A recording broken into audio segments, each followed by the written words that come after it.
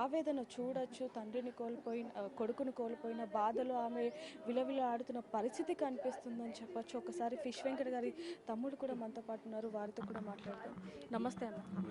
ఆయన ఆరోగ్యం ఎప్పటి నుంచి బాగాలేదు? 3 సంవత్సరాల నుంచి బాగాలేదు. డయాలసిస్ 3 సంవత్సరాల నుంచి డయాలసిస్లో ఉన్నాడు.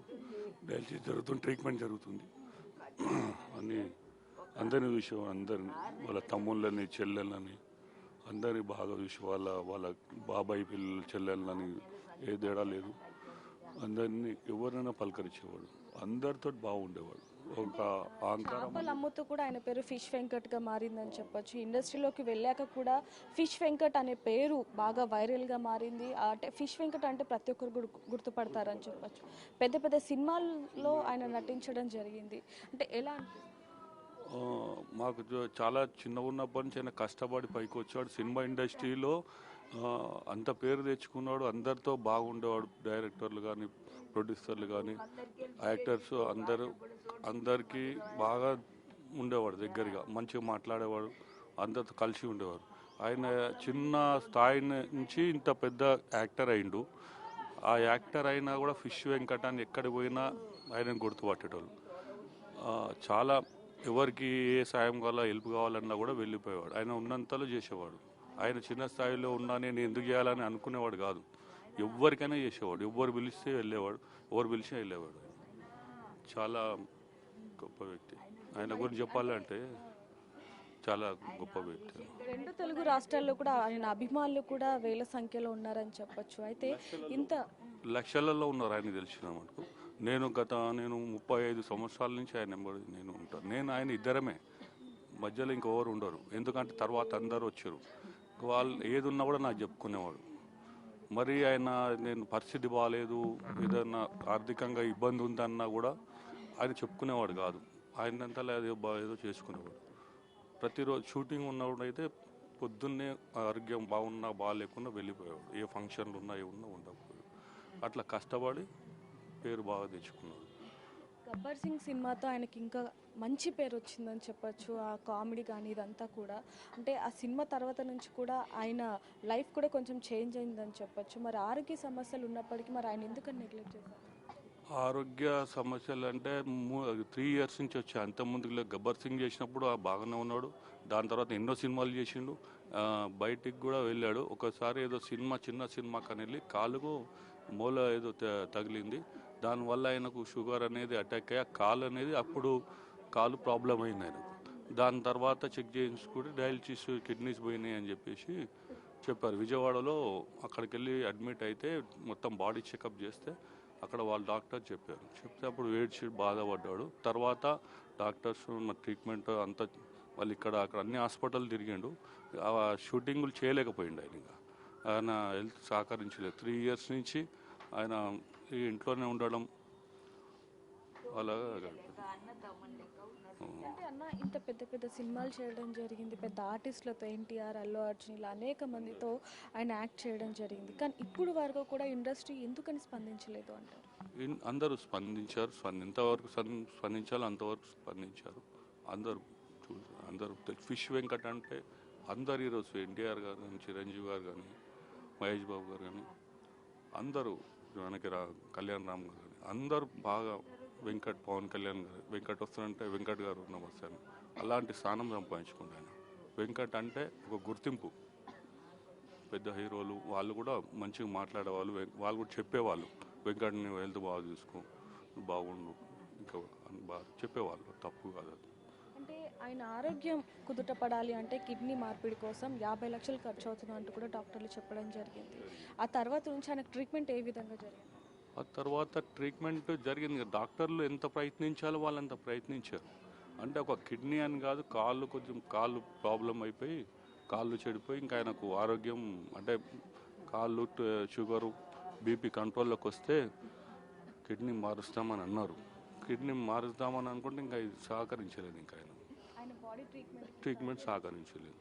ఈ మధ్యలో మళ్ళీ ఒక వారం రోజులు 3-4 డేస్ అయింది. ఇంట్లో వాళ్ళు చెప్తున్నారు నాకు కూడా లివర్ ప్రాబ్లం వచ్చింది. అంతకుముందుకు లివర్ టెస్ట్ చేయలేదు. ఆ లివర్ ప్రాబ్లం వల్ల ఇంకా ఆయనకు ఎక్కువ అయిపోయింది. సో చూడొచ్చు ఇంటిల్లి పాదే కాకుండా రెండు తెలుగు రాష్ట్రాల్లో కూడా ఆయనకి లక్షల్లో అభిమానులు ఉన్నారు.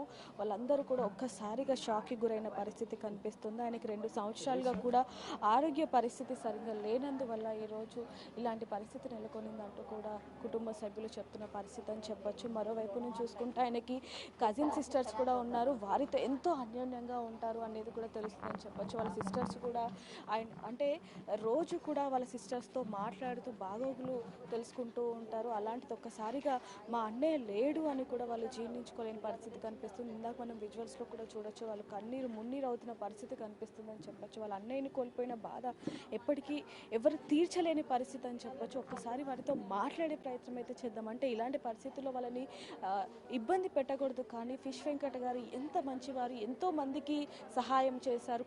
అంటే ఎవరైనా సహాయం అని ఇంటి ముందుకు వచ్చినా, ఫోన్ చేసినా సరే ఖచ్చితంగా స్పందించి ఆయనకి చేతనైనంత వరకు కూడా సాయం చేసేవారు అంటూ కూడా వాళ్ళ తల్లి మాటల్లో అయితే మనం వినడం జరిగింది. అంటే సొంత చెల్లెలు లేకపోయినప్పటికీ కూడా బాబాయ్ పెద్దమ్మ కూతుర్లని చెల్లెలని ఎంతో అన్యోన్యంగా చూసుకునేవారు అనేది కూడా ఈవిడ కళ్ళల్లో తెలుస్తుందని చెప్పొచ్చు. ఒక్కసారి ఆవిడతో మాట్లాడే ప్రయత్నం అయితే చేద్దాం.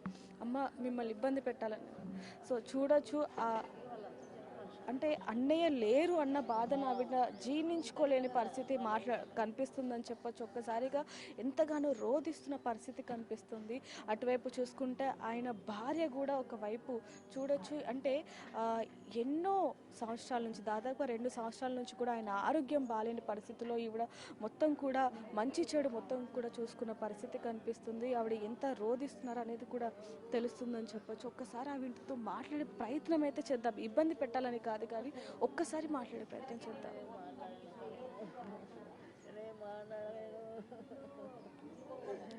చూడొచ్చు, ఆ బాధ తెలుస్తుందని చెప్పొచ్చు. అంటే 2 తెలుగు రాష్ట్రాల్లోనే ఆయనకి ఎంతోమంది అభిమానులు ఎంతగా ఉన్నారనేది కూడా మనకు తెలుసు. ఒక్కసారిగా ఈ వార్త అభిమానులు కూడా జీర్ణించుకోలేని పరిస్థితి కనిపిస్తుంది. మొత్తం కూడా అభిమానులు కూడా అందరూ కూడా ఇక్కడికి వచ్చి ఆయన చివరిసారిగా చూడటానికి అయితే వస్తున్న పరిస్థితి కనిపిస్తుందని చెప్పొచ్చు. ఒకవైపు నుంచి కుటుంబ సభ్యులు, అభిమానులు, సన్నిహితులు అందరూ కూడా ఇక్కడికి వచ్చి ఆయనకి చివరిసారిగా వీడ్కోలు పలుకుతున్న పరిస్థితి కనిపిస్తుంది. ఆయన అంత్యక్రియలు కూడా మారేడుపల్లి శ్మశాన వాటికల్లో అయితే చేయబోతున్నట్టుగా అయితే తెలుస్తుందని చెప్పొచ్చు. ఒక్కసారిగా ఇక్కడ ఉన్న కొంతమంది బంధువులతో కూడా మాట్లాడే ప్రయత్నం చేద్దాం. అమ్మ, నమస్తే. ఏమవుతారమ్మా? అన్న అవుతాడు. అంటే ఎలా ఉండేవారు?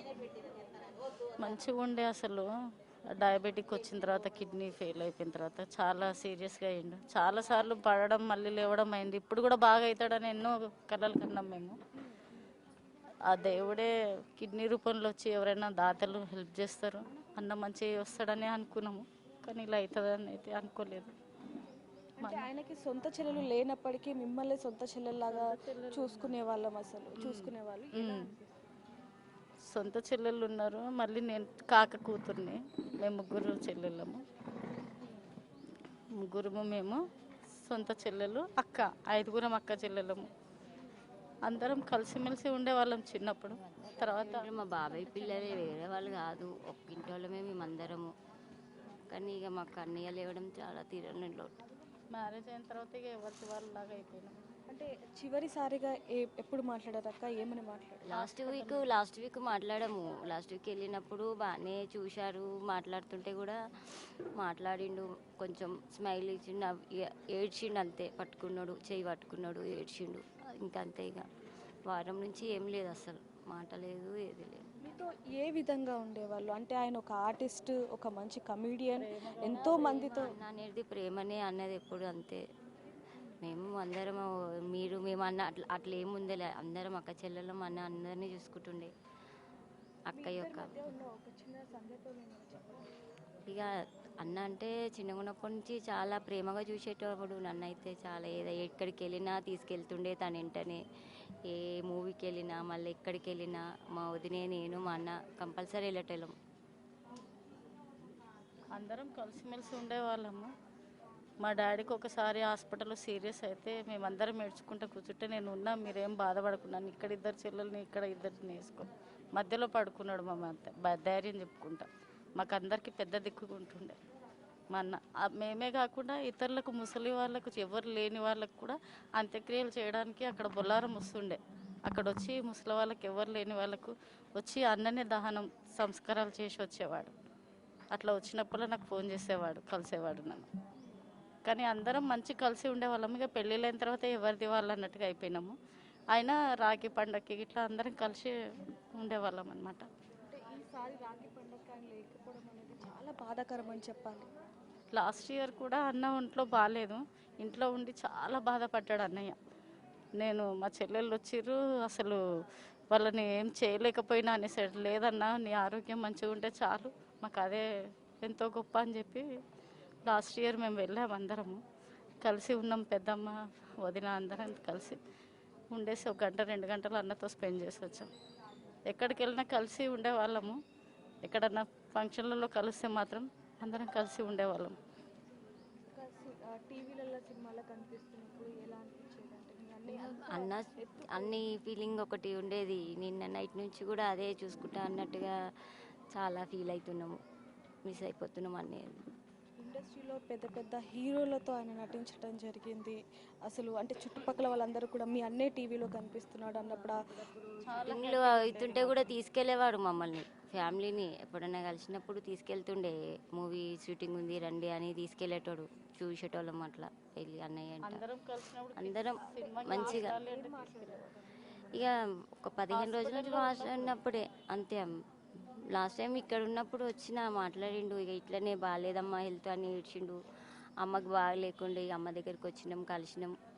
ఇంకా అదే లాస్ట్ టైం ఒక 2 months కిందట 2 months కిందట ఆయన మీతో మాట్లాడిండు. ఇంకా మళ్ళీ మాట అంటే ఇక మాటనే లేదు, 2 months కిందట మాట్లాడింది.